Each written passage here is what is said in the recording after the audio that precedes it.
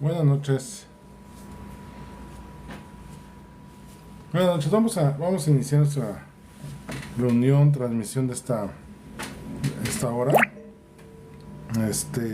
Vamos a orar. Señor bendito, te damos gracias por este tiempo, Señor. Gracias porque nos permites estar reunidos en tu nombre. Gracias porque tu bondad y tu misericordia se demuestran día tras día, y en este día, Señor, lo hemos podido ver y podemos ver cómo en todas las cosas tú tienes el control. Te ruego, Señor, que en este momento tú tomes el control de este tiempo, que tú tomes la soberanía, tu Espíritu Santo nos guíe toda la verdad, que abra nuestras mentes, nuestros corazones para recibir. Nuestros espíritus están dispuestos, Señor, y que todo lo que se hable y se diga, Señor, sea para tu honra y tu gloria. En el nombre de Cristo Jesús. Amén. Amén. Y amén. Les invito, por favor, vamos a Segunda de Reyes, capítulo 18, por favor.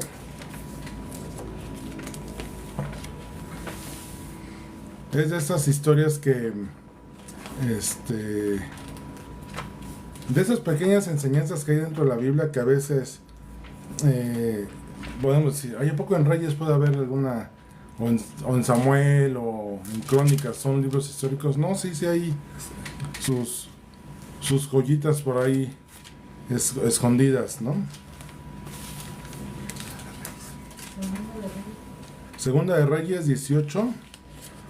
Vamos a ir viendo todo el pasaje, pero vamos a leer ahorita propiamente el verso 5. Dice, como saben, nueva traducción viviente, yo leo. Ezequías confiaba en el Señor, Dios de Israel. No hubo nadie como él entre todos los reyes de Judá, ni antes ni después de él. Y a este estudio, esa enseñanza del día de hoy, le puse por nombre Haciendo la Diferencia. Y hace ratito meditaba en esto y me preguntaba, ¿hacer la diferencia en algo es algo natural o es un propósito que alguien se pone? ¿Ustedes qué opinan? Por ahí pónganlo si quieren. Pero hacer la diferencia es algo que tú te propones, voy a hacer una diferencia, o sin proponértelo, tu actuar te lleva a hacer una diferencia. Les voy a poner un contexto histórico. Recordemos que en el libro de Reyes y desde Samuel y Reyes podemos ver cómo el pueblo, recordemos que el reino unificado fue con Saúl, David y Salomón, y después de Salomón el reino se divide en Israel, que está en la parte norte, y Judá, que está en la parte sur. Por ahí del año 931 antes de Cristo es cuando se da esa división. Por ahí del año 874, Elías está en la parte de donde Elías vive, junto con Acab. En el año 848, Eliseo. En el año 835, el profeta Joel está ahí, es la parte donde él le toca vivir. En el año 753, Oseas. En el año 742, Miqueas. En el año 740 a.C. está Isaías. Y en el año 722 viene la caída de Israel, que es el reino del norte, el cual todos los reyes de Israel fueron malos. Ninguno temió a Dios, ninguno fue temeroso de Dios, todos hicieron lo que les vino en gana, inclusive se esmeraban por ser peores que el anterior. Si usted lee ahí entre Reyes, primera y segunda Reyes, y en Crónicas también, dice ahí, fulanito de tal, reinó en tal año, e hizo lo malo ante los ojos de Dios, aún peor que el que estaba antes, ¿no? Entonces todos los reyes de Israel fueron malos, y el reino de Israel cayó en el 722, fue llevado cautivo por el rey asirio, y fueron llevados deportados por este rey. En el año 627 viene la profecía de Jeremías, y en el año 586, esto es 136 años después, viene la caída del reino de Judá, que es llevado deportado a Babilonia. ¿Y por qué les pongo en todo ese contexto? Por poneros un contexto en el reino del norte, eran pecadores, ¿no? Eran malos, jamás no poder, ¿no? Jamás hicieron algo bueno, no buscaban a Dios. Obviamente, estoy hablando como nación completa, aunque sí había personas o pequeños grupos dentro del reino que decían, pues nuestro rey será malo, pero yo sí trato de buscar a Dios, ¿no? Trato de estar bien con Dios. Y viene la caída de Israel y 136 años después viene la caída de Judá. Si leen a los profetas, verán como en algún momento algunos profetas dicen, Jeremías, por ejemplo, es uno de los que dice, oye Israel, arrepiéntete, estás viendo cómo, digo Judá, arrepiéntete, estás viendo cómo Israel era como una prostituta delante de Dios que hacía rebeldía, idolatría, y tú estás haciendo peor que ella. Y por ahí un pasaje que dice, y es fuerte, dice, a Israel como prostituta le pagaban. Tú pagas por tener amantes, le decía a Judá, ¿no? Entonces, este es el contexto que habían en el pueblo de Israel. En Judá, de los 18 reyes que hubo, poco más de la mitad sí trataron de ser temerosos delante de Dios. Y cuando fue la caída del reino de Israel, en ese momento reinaba Ezequías en Judá, y es el que leemos en este pasaje, un rey que temía a Dios y que dice, no hubo un rey como él antes ni después. Esto fue un rey que hizo un parteaguas en la nación, algo distinto. Y sin quitar a David, estamos hablando del reino dividido. En Judá, Ezequías era un rey que fue diferente. Y vaya que fue un rey diferente, porque antes de él hay dos reyes que a mí me gusta mucho su historia, Asa y Josafat, que eran temerosos de Dios y que se esforzaban. Bueno, pues Ezequías vino a ser como más excelente en su función. Y dice, vamos a ir leyendo, en el verso 18, empezando por ahí, dice, verso 1, que Ezequías, hijo de Acaz, comenzó a gobernar Judá durante el tercer año de reinado de Oseas, en el verso 1. Tenía 25 años cuando subió al trono, era joven, y reinó 29 años, esto es, murió de 54 años. Fue realmente joven. Pero si lees dos capítulos más adelante, ese es el rey en el cual hay un pasaje con Isaías, en el cual dice, oye, dice Dios que pongas en orden tu casa porque vas a morir. Y Ezequías se voltea con Dios y dice, Señor, pero yo te he buscado, te he servido. Y Isaías se regresa y dice, te voy a aumentar 15 años más, nomás porque, dice el Señor, nomás porque le buscaste a él. O sea, este rey iba a morir de 39 años, demasiado joven. Entonces, en el verso 3 dice, Ezequías hizo lo que era agradable a los ojos del Señor, igual que su antepasado David. Todos lo conocemos a David. ¿Cómo era David, no? Que era el que tenía un corazón conforme al de Dios.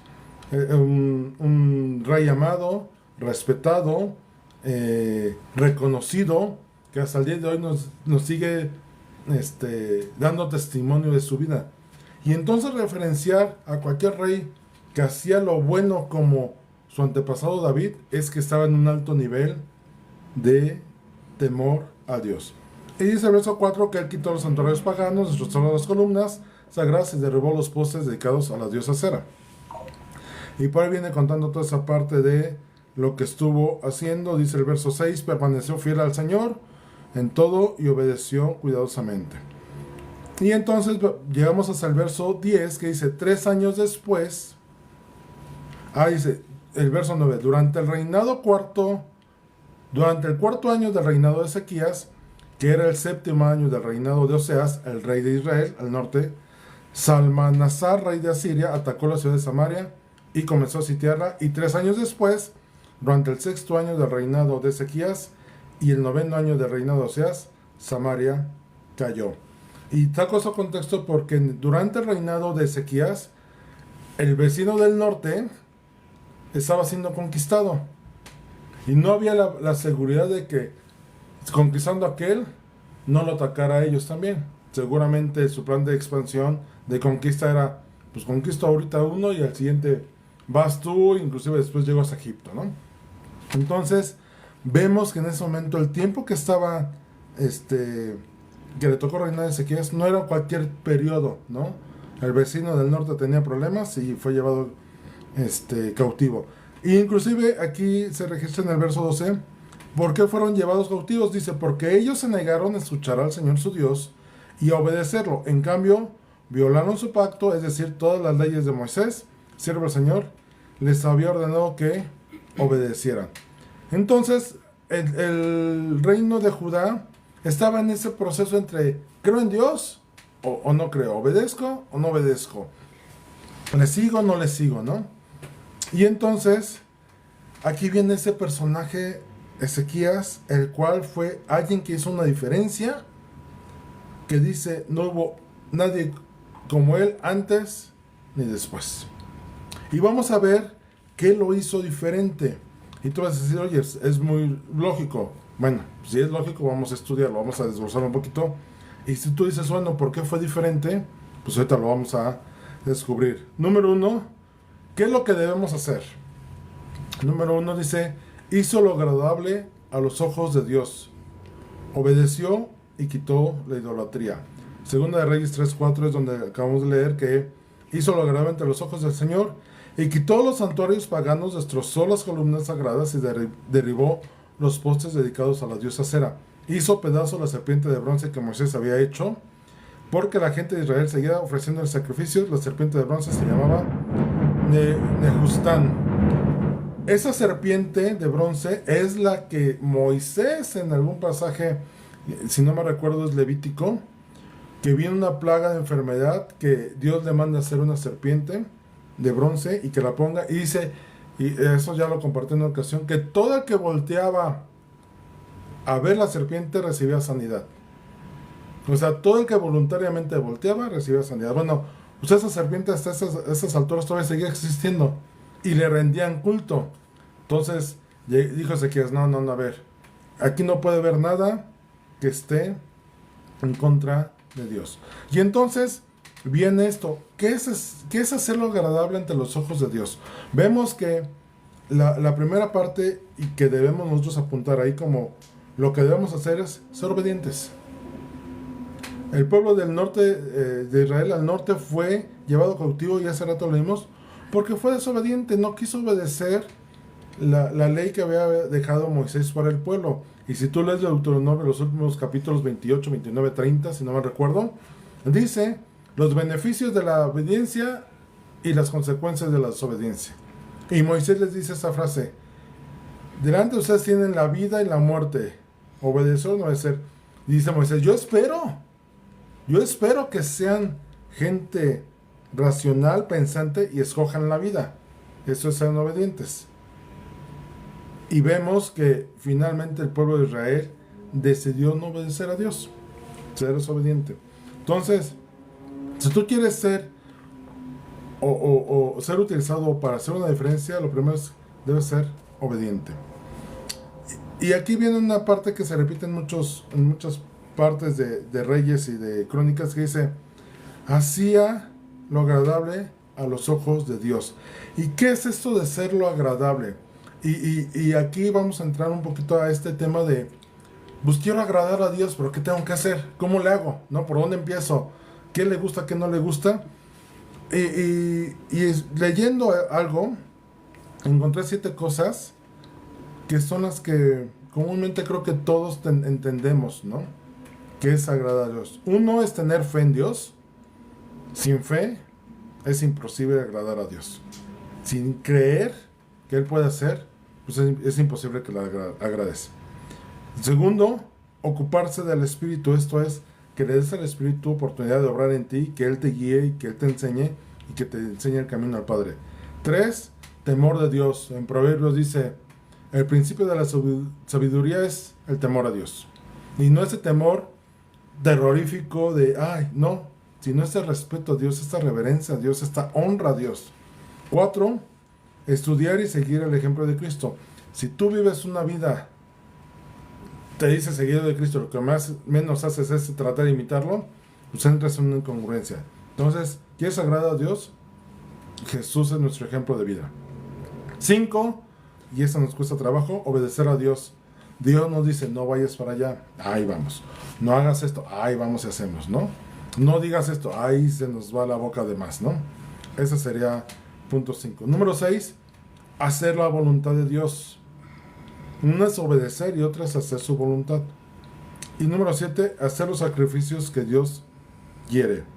Esto es, pues, ayunar, ser misericordia, que el concepto, digo, lo dejé así como sacrificio, pero es, lo dejé así, pero quiero que entiendas esto, lo que tú tienes que, llevar tu cruz, voy a resumirlo así, llevar tu cruz, ¿no?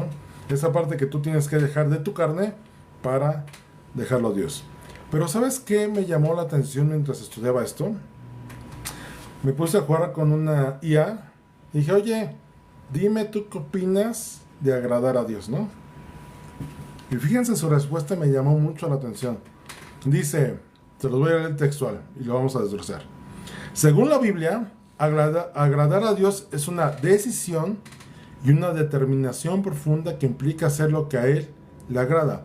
Para ello se puede orar con sinceridad y humildad, actuar de inmediato con respecto a las impresiones espirituales, estudiar las escrituras a diario, vivir la ley del ayuno, ser digno y adorar en el templo, no tratar con liviandad las cosas sagradas, estar preparado para proceder con fe, pedir al Señor que ayude a vivir agradándole día a día. Una persona justa a los ojos de Dios se aparta del pecado, hace convenios con Dios y guarda esos convenios. También elige cumplir los mandamientos de Dios, se arrepiente cuando falla y sigue intentándolo. Esa respuesta me la dio una inteligencia artificial.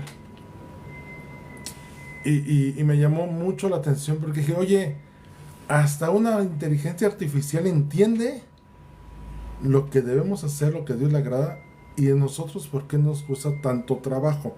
Y al principio dice, y aquí está la clave, es una decisión y una determinación profunda. ¿Sabes cómo se alimenta una inteligencia artificial? Y no me quiero desviar, nada más quiero cerrar bien esta idea. No es que a la inteligencia artificial le hayan dictado y le digan, oye, si te preguntan esto, contesta esto. No. Dice que la inteligencia artificial funciona a través de algoritmos y modelos matemáticos que procesan grandes cantidades de datos para tomar decisiones. La IA aprende de forma autónoma a partir de los datos, identificando patrones y relacionando que las personas pueden pasar por alto. Entonces, para alimentar la inteligencia artificial, literalmente le pusieron una Biblia. Órale, aquí está. En su base de datos le metieron una Biblia.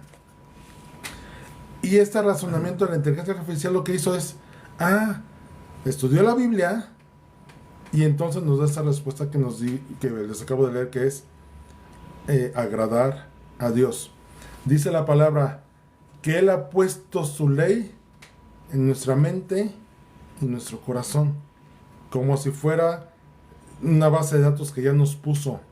¿Por qué nosotros no podemos entenderlo de esta manera? Agradar a Dios, y simplemente porque lo tenemos que hacer de nuestra voluntad. Es la parte que nos toca. Entonces, Ezequías agradó a Dios de su voluntad. Él decidió agradar a Dios.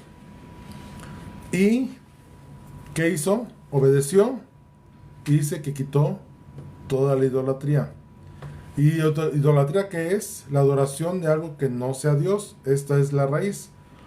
No todo pecado, de todo pecado, porque el pecado busca robar la gloria de Dios, el único que la merece, y tomarla para el pecador. Entonces, si tú quieres ser un Ezequías, que hagas un cambio, una diferencia, tienes que obedecer a Dios y quitar toda idolatría. Y eso de quitar toda idolatría, yo te invitaría a una revisión tuya en meditación profunda con Dios. Si inclusive en la parte de idolatría tú no te estás poniendo en lugar de Dios. Señor, ¿por qué voy a hacer lo que tú quieres? Pues yo mejor mi decisión. Esa es idolatría, porque prefieres adorar tu propio yo. Un narcisista es eso, se adora a sí mismo. Y el principio de orgullo, egolatría, va del mismo principio. Primero yo, después los demás. Entonces por ahí Si quieres hacer un cambio, tienes que agradar a Dios y, o sea, ser obediente y quitar tu idolatría. Número 2, confiar en Dios. Segunda de Reyes 18:5 dice: Ezequías confiaba en el Señor Dios de Israel. No hubo nadie como él entre todos los reyes de Judá, ni antes ni después de él. Y eso de confiaba en Dios era opcional para él. No dice, voy a considerar confiar. Dice no. Lo dice en una afirmación. Ezequías confiaba en el Señor. Tú y yo, ¿cuánto confiamos en Dios? Confiamos cuando nos conviene, confiamos en nuestra necesidad, confiamos cuando nos va mal o cuando nos va bien, o independientemente de las circunstancias, confiamos en Él. La realidad es que en las buenas o en las malas debemos estar confiando en Dios permanentemente. Debería ser nuestro estándar mínimo de vida espiritual. Tercer punto, permaneció fiel y obedeció cuidadosamente. Lo leemos en 2 Reyes 18:6. Dice: permaneció fiel al Señor en todo y obedeció cuidadosamente todos los mandatos que el Señor le había dado. Ahora te das cuenta por qué Ezequías no era igual que los demás reyes. Obedecía, quitó idolatría, confiaba en Dios y permaneció fiel. Y eso de permanecer significa mantenerse sin mutación, esto es, sin movimiento, sin trasladarte en un mismo lugar, estado o calidad. Esto es, él dijo: ¿a qué me voy a parar? Y ahí se paraba. No sé a quién le tocó, a mí sí me tocó alguna vez en la primaria que me castigaron y me pusieron en medio del patio, paradito ahí, ¿no? Con algunos compañeros, no fui el único, con algunos compañeros, pero me dijeron: aquí te paras y no te puedes mover. Entonces recuerdo que estuvimos como una hora y media, no recuerdo. Pues después de media hora, ya las piernas empezaba y las doblaba y las flexionaba y no podíamos caminar porque por ahí estaba la maestra viéndonos. Entonces no nos podíamos mover. Así es como debemos permanecer. Así vengan las pruebas, así te estés cansando, así no te puedes mover, y esa es la parte que debemos permanecer fieles. Y obedeció cuidadosamente, y ese cuidadosamente es que le puso empeño, que no era así de, no sé, los 10 mandamientos: honra a tu padre y a tu madre, sí, ya, no, sino que él preguntaba: oye, ¿y qué tengo que hacer? No tendrás dioses ajenos delante de mí. Oye, ¿y qué incluye, no? Y si yo pongo una hormiguita, no, ni a la hormiguita puedes, oye, y si fuera algo inanimado, no sé, la luz del sol, no, pues eso tampoco, ¿no? O sea, dice que se esmeraba en cuidar, obedecer todo correctamente. Entonces, todo esto le trajo unas consecuencias a Ezequías. Dice en el verso 7: por eso el Señor estaba con él. ¿Y de qué está hablando? El por eso es dos palabras que vienen de una condición. Sí, entonces, si hizo eso, entonces ocurre. Lo podemos convertir en esas palabras.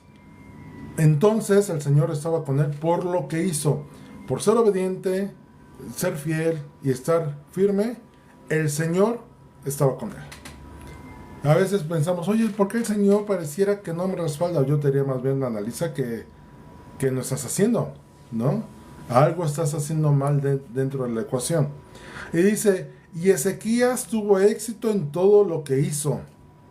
Se rebeló contra el rey de Asiria y se negó a pagarle tributo. El mismo rey de Asiria que había llevado cautivo a Israel ya estaba sobre Judá. Y Dios, gracias a que Ezequías era obediente a Dios y fiel, Dios lo respaldó.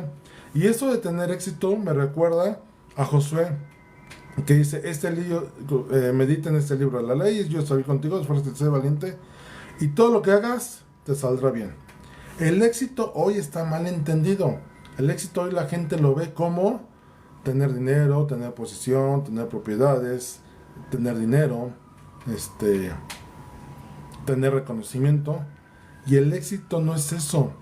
Si han visto la película de En Busca de la Felicidad, él estaba pensando en un momento, cuando él lograra la posición que quería, él se iba a sentir completo, se iba a sentir feliz, ¿no?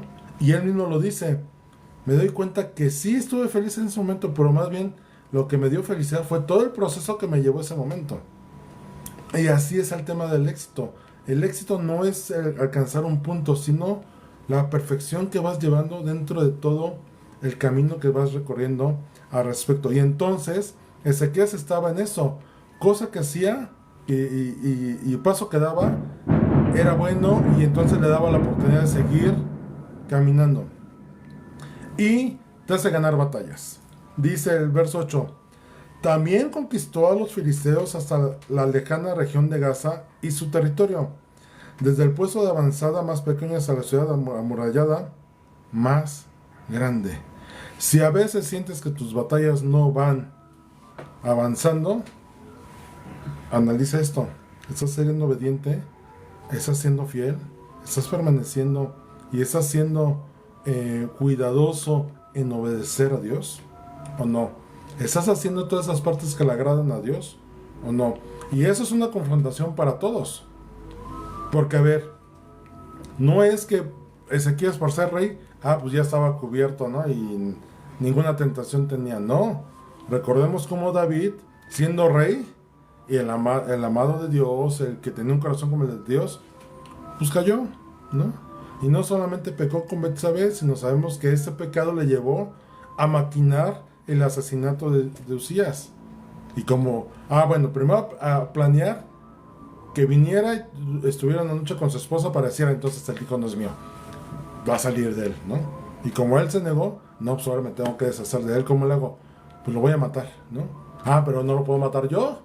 Entonces pues, lo voy a mandar a la guerra y que allá muera, pues por el conflicto. Entonces, y dice la palabra que él dijo, va a morir por mano de mis enemigos, no por mi mano. Entonces Ezequías no estuvo exento de tener esos padecimientos, de tener las circunstancias como que tú y yo tenemos, de tener día tras día, crucificar nuestra carne y llevar nuestra cruz en una vida que le agrade a Dios. Nuestras reacciones no pueden ser como eran antes. Esto es, cuando vengan las circunstancias no podemos actuar como cuando estábamos sin Cristo. Cuando estábamos sin Cristo, y aún estando en Cristo, cuando no estás bien, porque digo, yo prácticamente puedo decir que fui de cuna cristiana. A los 7 años yo empecé a ir a la iglesia. Pero eso no evitó que yo tuviera que aprender y madurar y crecer y enfrentarme a cosas. Pero hoy puedo decir como Pablo, ¿no? Cuando era niño, juzgaba como niño, pensaba como niño y actuaba como niño. Mas cuando fui hombre, dejé de hacer las cosas como si fuera niño. Así hoy, estando en Cristo, ya no podemos reaccionar como reaccionábamos antes ante las circunstancias. En el 2 Reyes 18, 11 al 37, vamos a ver toda la historia de cómo Asiria quiere ir a conquistar a Israel, a Judá, perdón. Y se da esa historia que el general del rey asirio se sentían tan poderosos, se sentían tan intocables, se sentían tan Dios, por así decirlo, que todavía van a retar a Judá y todavía lo reta. Ni creas que tu Dios te va a salvar. Y es más, hasta se avienta a decir, tu mismo Dios fue el que me mandó a conquistarte.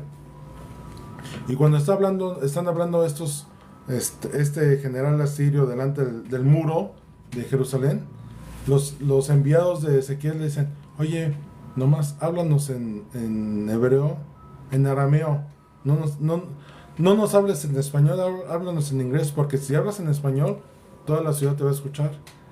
Y el general soberanamente le dice, no, quiero que me escuchen. Y es más, tú, Jerusalén, no confíes en Ezequías, no confíes en que él te va a salvar, ni en su Dios que los va a salvar. Y empieza a decir una serie de cosas que buscaban atemorizar a todo el pueblo. Y entonces en segunda de Reyes 19, en el verso 1, dice: cuando el rey Ezequías oyó el informe, esto es lo que había acontecido ahí con este general asirio, dice, ¿qué hizo? Rasgó su ropa, se vistió de tela áspera y entró en el templo del Señor. Y dice el verso 2, enseguida envió a Eliakim, administrador del palacio, a Sebna, secretario de la corte, y a los principales sacerdotes, todos vestidos de tela áspera, a hablar con el profeta Isaías, hijo de Amos.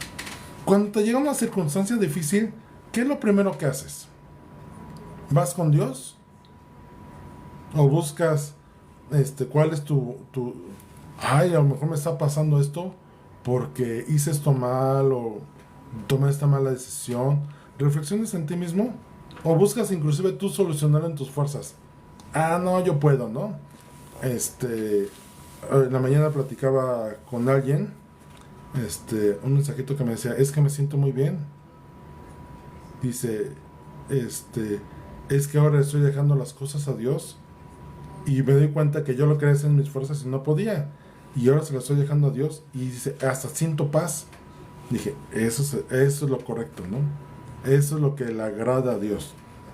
Entonces, cuando vienen las circunstancias difíciles, ¿qué hacemos? ¿Tratamos de resolverlo nosotros mismos o vamos con Dios como hizo Ezequías? Que dice que lo primero fue rasgar su ropa y se vistió de tela áspera.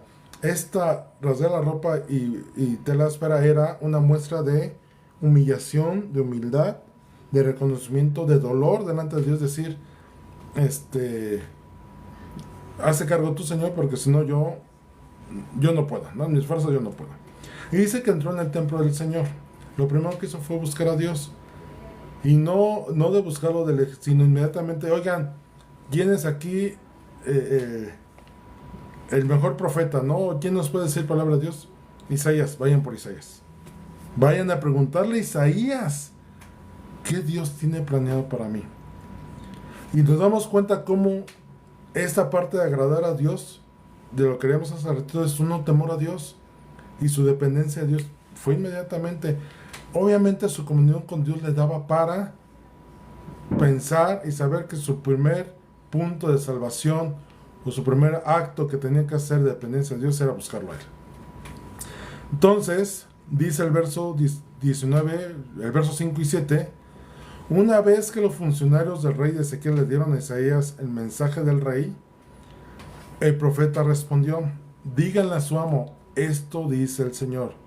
No te alteres por este discurso blasfemo que han pronunciado contra mí los mensajeros del rey de Asiria. Escucha, yo mismo actuaré en contra y el rey recibirá un mensaje de que lo necesitan en su país, así que volverá a su tierra, donde haré que lo maten a filo de espada. Isaías lo que hizo fue decirle, oye, ten paz, tranquilízate. Dios mismo actúa a nuestro favor. Y si se dan cuenta el pasaje, lo que le está diciendo Isaías, oye, estos mensajeros asirios no vinieron a hablar en contra del rey. No vinieron a enfrentar al rey. El Señor dice, vinieron a hablar en contra mía. Su discurso blasfemo dice, que han pronunciado contra mí, dice el Señor. Dios le está diciendo, oye, me afectó. O sea, están atentando contra mí. ¿Te imaginas que las ofensas que las personas, la gente, las circunstancias dan en contra tuya, Dios las tome como suyas? No te están ofendiendo a ti, dice Dios, me están ofendiendo a mí. Entonces tú tranquilízate, porque tú no estás solo. Recordemos el pasaje de Romanos que dice Pablo, mayor es el que está conmigo que el que está en el mundo. Y así el rey Ezequías dice en este momento, Dios le está diciendo al rey Ezequías, oye, yo estoy contigo, yo te voy a salir a defender, tú tranquilízate, tú nomás tranquilo y ve lo que voy a hacer. Siempre habrá amenazas, deseos de venganza, intimidación, traición o engaño en nuestra contra. Siempre el enemigo buscará sacar ventaja de las circunstancias. En 2 Reyes 19, de 10 al 13, vemos cómo el argumento de los asirios era, no le crean al rey. Dice, este mensaje está dirigido al rey Ezequías de Judá. No dejes que tu Dios, le está diciendo el mensajero, el general asirio, en quien confías te engañe con promesas de que Jerusalén no caerá en manos del rey. O sea, le estaba diciendo, tu Dios es mentiroso. No dejes que tu Dios, en quien confías, te engañe. ¿Ustedes creen que Dios nos engaña? ¿Nos podría engañar? Si Él es el más justo y veraz que pueda haber. Nosotros podemos mentir, engañar, sacar provecho, porque nuestra condición humana no nos permite hacerlo. Dios no. Dice, Dios no es hijo de hombre para que mienta, no es hombre para que mienta, ni hijo de hombre para que se arrepienta. O sea, lo que Dios dice, si Dios dice sí, es sí. Si Dios dice no, es no. Y por eso también nos invita a nosotros, que su sí sea sí y su no sea no. No divaguen entre dos pensamientos.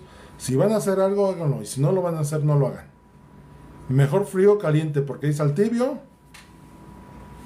lo desecharé de mi boca, lo vomitaré de mi boca.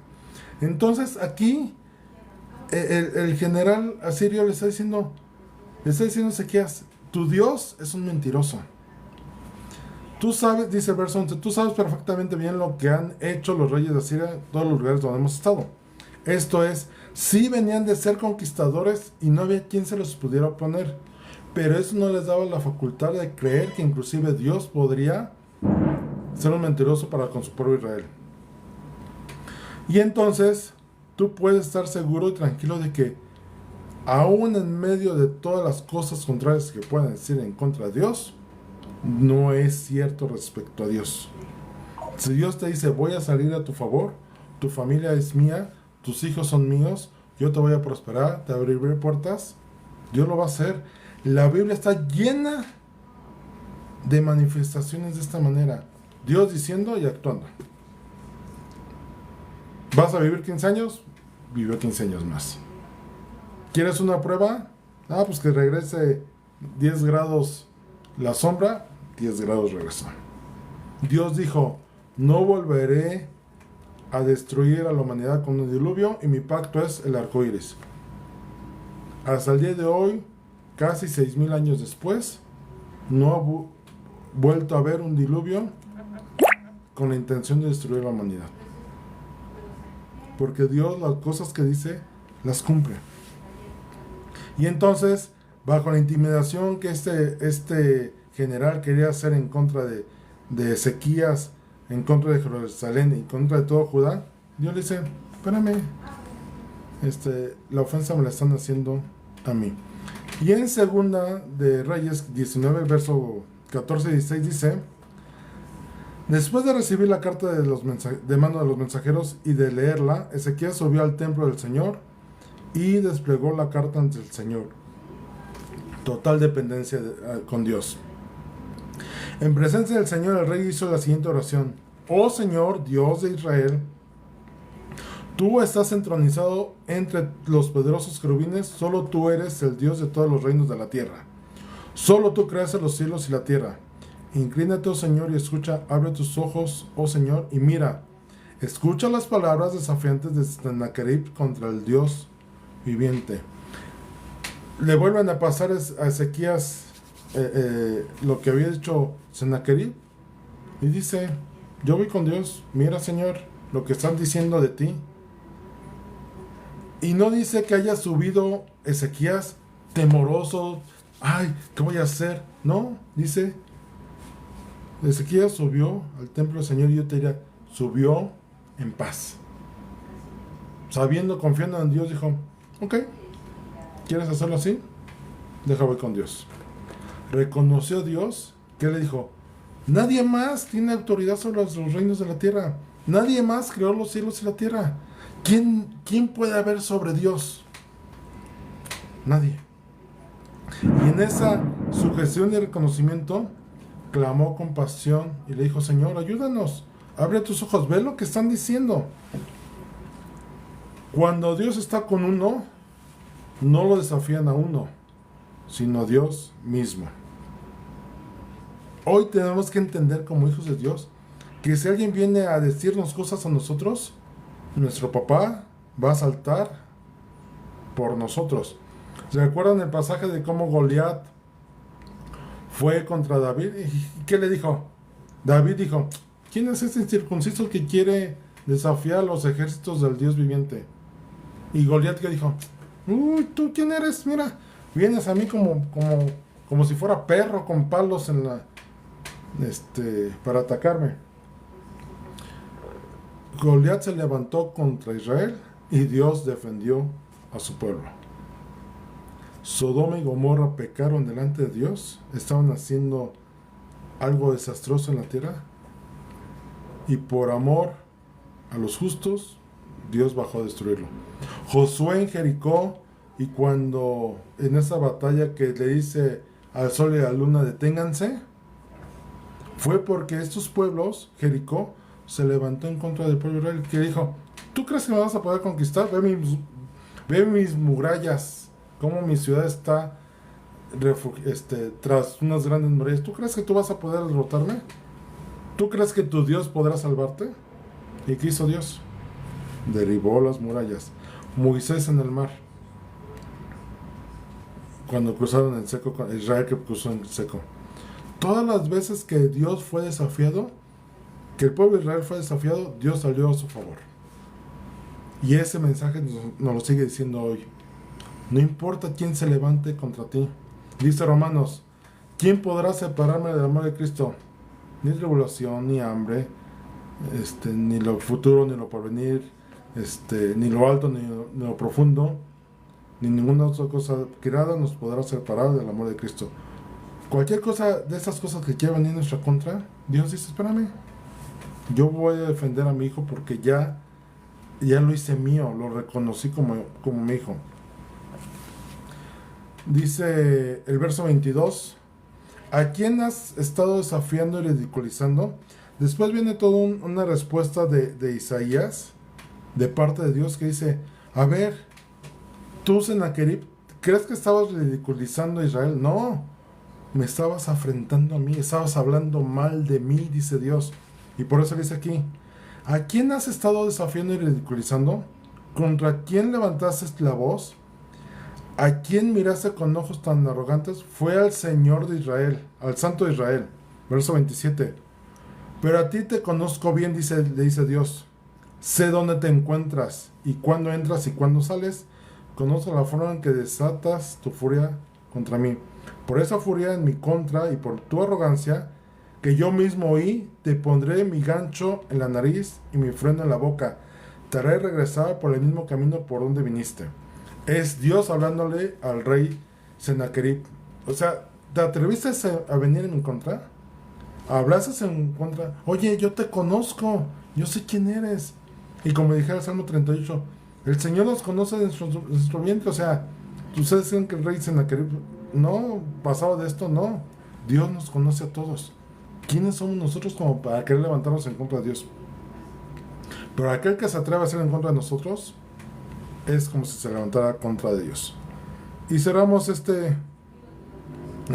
con la bendición viene de Dios. En el verso 29-34 leemos, dice luego Isaías le dijo a Ezequías, esta es la prueba de que es cierto lo que digo. Este año ustedes solo comerán lo que crezca por sí mismo, y el próximo año comerán lo que dé su brote. Sin embargo, el tercer año plantarán cultivos y los cosecharán, cuidarán de sus viñedos y comerán su fruto. Y ustedes, los que quedan en Judá, los que han escapado de los estragos del ataque, echarán raíces en su propio suelo, crecerán y prosperarán. Pues desde Jerusalén se extenderá un remanente de mi pueblo, un grupo de sobrevivientes desde el monte de Sión. Lo que está diciendo a Dios aquí es tan cierto como que soy Dios, que el próximo año no van a estar cautivos, van a estar ustedes, es más, ni van a tener que trabajar la tierra. La tierra solita les va a dar bendición. 2 años. Y al tercer año van a empezar a trabajar.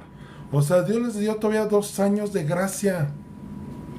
O sea, tranquilos, yo voy a hacer, es más, voy a hacer que este rey se regrese a su tierra y ustedes van a vivir en paz y van a trabajar y van a prosperar, van a crecer y van a prosperar. Y aquí van a echar raíces. Y dice, y esto dice el Señor acerca del rey de Asiria, verso 32. Sus ejércitos no entrarán en Jerusalén y nunca entrarán. Ni siquiera lanzarán una sola flecha contra ella. No marcharán fuera de sus puertas con sus escudos ni levantarán terraplenes contra sus murallas. El rey regresará a su propia tierra por el mismo camino por donde vino. No entraré en esta ciudad, dice el Señor. Por mi propia honra, dice Dios, y por amor a mi siervo David, defender esta ciudad y la protegeré. Y es una promesa que no se ha quitado hasta el día de hoy. Dios sigue guardando a Israel, sigue guardando su tierra y sigue defendiendo a Jerusalén. Y la confirmación viene aquí. Dice el verso 35. Esa noche el ángel del Señor fue al campamento asirio y mató a 185,000 soldados. Jesús mismo sale en nuestra defensa. Cuando en el Antiguo Testamento, ya lo hemos visto, se habla del ángel del Señor, es Jesucristo mismo. Y él mismo salió contra el campamento asirio y mató a 185,000. Esto es, ¿te atreviste a hablar contra mí? Ahí está. Dice, cuando los asirios que sobrevivieron se despertaron a la mañana siguiente, encontraron cadáveres por todas partes. ¿Se imaginan? Los mató en silencio, ¿no? Para empezar, el Señor. Entonces, los que sobrevivieron, que ha de haber sido una minoría, de repente dijeron, ¿qué pasó aquí? Imagínate, se despiertan y está todo callado. No sé si han visto la serie de Walking Dead, ¿no? Cuando Rick Grimes despierta del coma, que dice, voltea a ver y dice, pues estoy solo en el cuarto. No empieza a salir del cuarto y ve el hospital solo. Sale en la calle y no hay nadie. Imagínense que así despertaron ellos y dijeron, oye, no hay nadie, ¿qué pasó aquí? ¿Por qué a todos y a mí no? Dice entonces, verso 36, entonces Sennacherib, rey de Asiria, levantó campamento y regresó a su propia tierra, volvió a Nínive, la capital del reino, y ahí se quedó. ¿Ustedes creen que regresó Sennacherib acá? Yo campeón, miren. No, seguramente regresó avergonzado como derrotado. Y literalmente fue derrotado y ni supo por dónde ni cómo. Imagínate que tú y yo, si hacemos lo que a Dios le agrada, somos obedientes y hacemos una diferencia, el mismo Dios va a salir a tu defensa y a mi defensa y va a hacer cosas que ni imaginamos. Nos va a dar paz y por otro lado va a avergonzar a nuestros enemigos. Dice Pablo, ¿no? Tomando el acta de decretos que estaban en nuestra contra, los exhibió públicamente, triunfando sobre ellos en la cruz del Calvario. Fue lo que hizo aquí, en este pasaje, en esta historia de Ezequías. ¿Viene ahora en contra mía?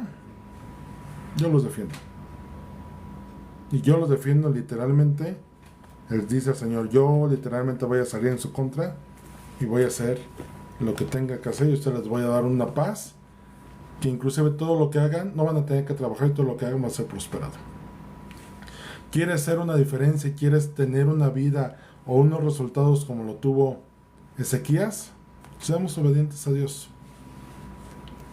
Puede ser que digamos, es mucho. No, la realidad es que es poco. Ser obedientes, confiar en Dios y permanecer fieles. Y aquí yo te pregunto, ¿hacer la diferencia viene con un propósito o sale por consecuencia? De acuerdo a lo que yo veo en Ezequías, él no se propuso hacer una diferencia. Él no se propuso ser un rey diferente a todos los del reino de Judá antes y después de él, como dice el pasaje. Él se preocupó por ser alguien obediente y hacer lo que agradaba a Dios. Tú no te preocupes para hacer una diferencia. La vas a hacer cuando pongas a Dios de por medio, cuando Dios sea tu prioridad, cuando tu propósito de vivir sea hacer lo que agrada a Dios. Y en esto yo quiero que te quedes en esta noche y que tomes un momento de reflexión con Dios y revises tu vida. Si por ahí algo no está caminando bien, te voltees con Dios y digas, y examines tu vida y digas, ¿estoy confiando en Dios? ¿Estoy haciendo lo que inclusive una inteligencia artificial concluyó? Orar con sinceridad, estar sensible al tema espiritual, estudiar las escrituras, lees la palabra de Dios, sacrificas tu cuerpo, tienes fe. Todas esas cosas que nos han enseñado, que a veces por separado yo te diría, todo en conjunto es una vida que agrada a Dios. Yo te voy a invitar a que cierres tus ojos, vamos a orar y tomes un momento de reflexión y digas, Señor, yo quiero ser como un Ezequías. No porque querer hacer algo diferente, una diferencia, sino la diferencia viene a consecuencia de caminar contigo. Vamos a orar. Padre Santo, te damos gracias en esta noche porque tú obras de maneras que no entendemos, que no comprendemos, que a veces nuestra mente inclusive ni siquiera llega a visualizar o imaginar. Señor, y nos das ejemplos de cómo sí podemos vivir una vida que te agrada a Dios, una vida en la cual tú te deleitas y te sientes inclusive en la libertad de actuar a nuestro favor y defendernos. A ti te gusta salir delante de nosotros y defendernos. A ti te gusta salir delante de nosotros y guiarnos y llevarnos de victoria en victoria, en triunfo, cuando hacemos lo que es correcto delante de tus ojos, cuando somos obedientes a tu palabra, Señor, cuando buscamos hacer tu voluntad. Ayúdanos, Señor, a caminar día tras día y ser como el rey Ezequías, que él propuso en su corazón hacerlo agradable ante tus ojos. Él propuso de su voluntad, Señor, a regirse bajo los lineamientos que tú has establecido. Y permaneció fiel, y permaneció firme y no fue movido, Señor, de ello. Ayúdanos, Señor, a ser un rey Ezequías de nuestras vidas, Señor, y así permanecer fieles en ti y no ser movidos. Y, Señor, y entender que hacer lo bueno delante de tus ojos es bueno para nosotros. El conocerte a ti es el bien. Señor, ayúdanos a caminar día tras día en tu voluntad y que tu Espíritu Santo nos guíe a toda verdad. En el nombre de Cristo Jesús, nuestro Señor y Salvador. Amén y amén. Bueno, espero que esta palabra ha sido de bendición para tu vida, que te deje algo que tengas que reflexionar, algo que tengas que trabajar, y esmérate y propone en tu corazón hacer lo que es agradable a los ojos del Señor. Dios te bendiga, nos vemos en la siguiente transmisión el próximo miércoles, recuerda, domingo reunión presencial y los viernes estudio de Romanos. Bendiciones, bonita noche. Abur.